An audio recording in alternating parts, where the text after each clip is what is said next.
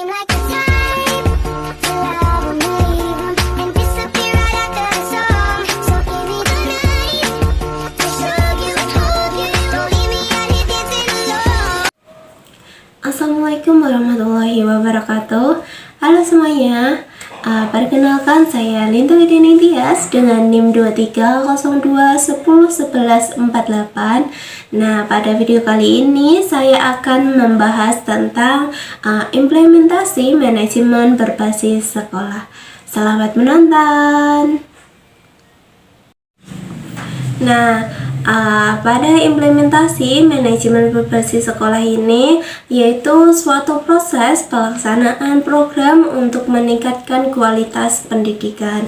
Implementasi manajemen sekolah berbasis sekolah atau MBS adalah proses penerjemahan kebijakan dan strategi sekolah menjadi tindakan yang nyata dan tidak hanya omong doang atau berita hoax. Nah, di sini implementasi manajemen berbasis sekolah menyatakan bahwa manajemen berbasis sekolah dilakukan dengan desentralisasi kewenangan kepada sekolah agar dapat mengelola sumber daya dengan lebih baik. Manajemen berbasis sekolah dilakukan dengan mengembangkan program, mengalokasikan anggaran, dan membuat prosedur operasional sekolah. Nah, di sini saya akan menjelaskan tentang prinsip-prinsip manajemen berbasis sekolah.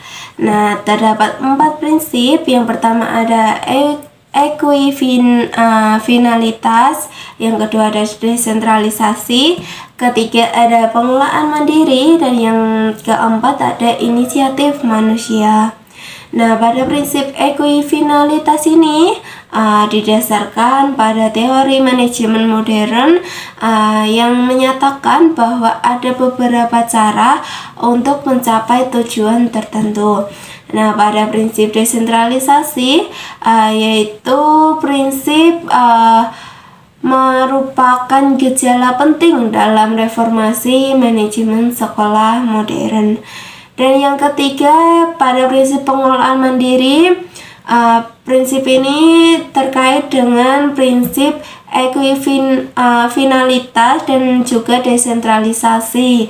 Tetapi prinsip ini menyatakan bahwa ketika sekolah menghadapi masalah, mereka harus menyelesaikannya secara sendiri.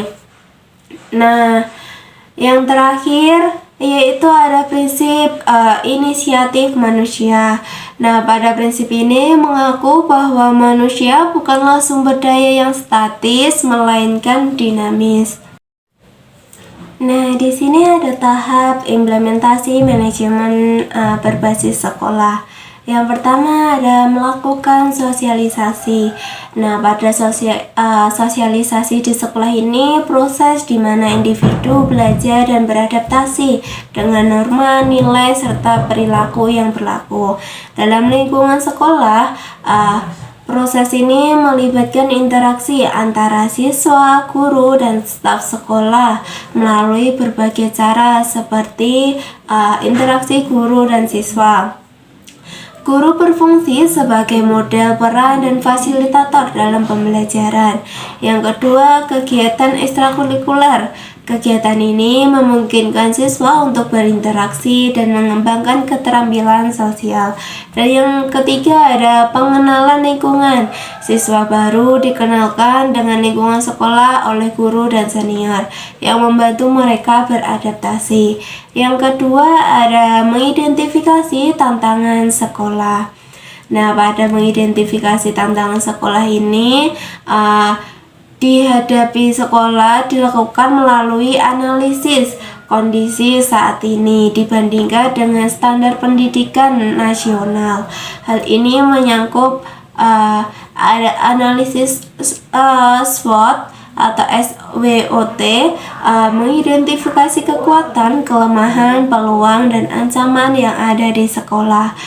Dan yang kedua ada metode kuantitatif, yaitu menggunakan data terukur untuk mengevaluasi kondisi pendidikan dan kurikulum.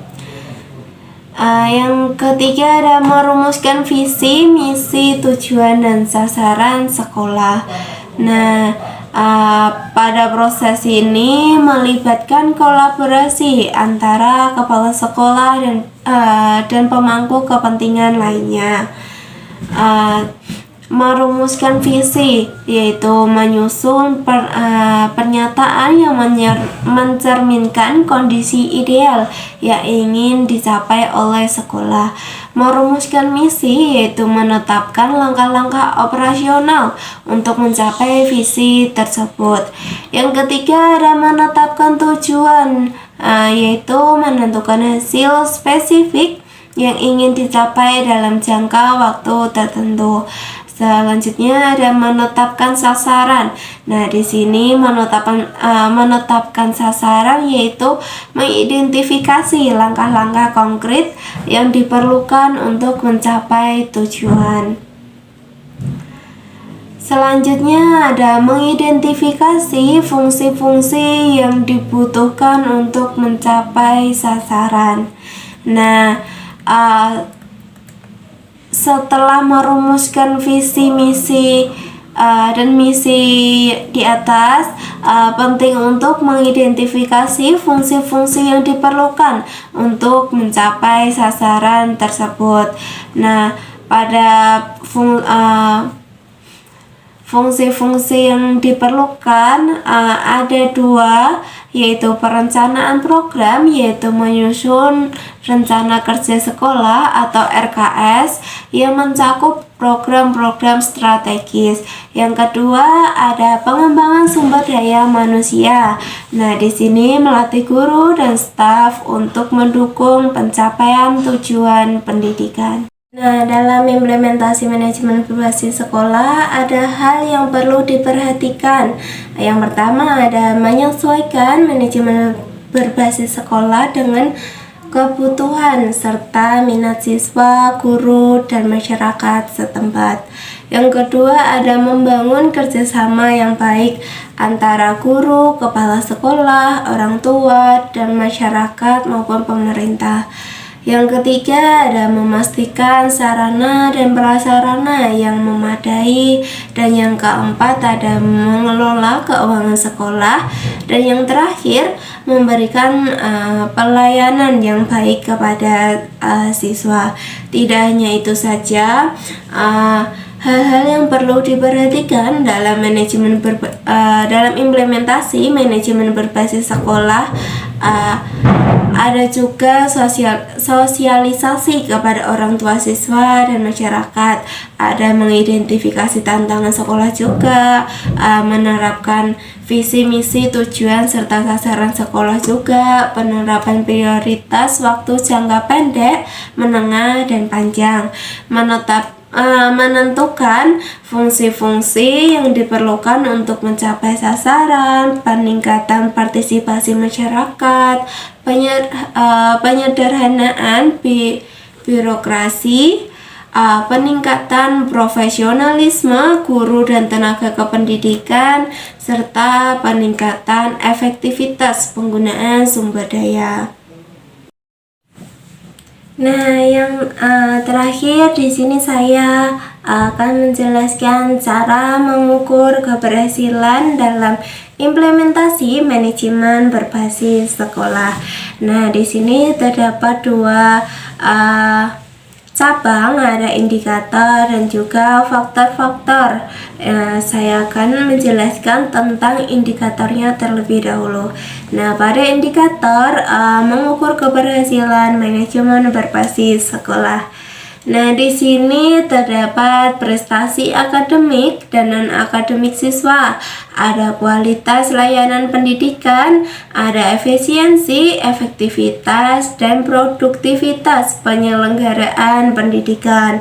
Nah, ada juga kualitas kerja guru dan staf, dukungan kepala sekolah, guru, dan masyarakat, komitmen yang jelas, tanggung jawab, keterampilan dan kualifikasi pejabat sekolah, rencana yang tepat, serta akuntabilitas. Nah, selanjutnya ada faktor-faktor. Nah, faktor-faktor ini ada beberapa faktor. Yang pertama ada kepemimpinan kepala sekolah, yang kedua komitmen warga sekolah, ketiga kerjasama yang baik antara warga sekolah dan komite sekolah, yang keempat ada peran serta orang tua siswa dalam pengelolaan sekolah, dan yang kelima ada dukungan dunia usaha dan industri, dan yang terakhir ada dukungan pemerintah.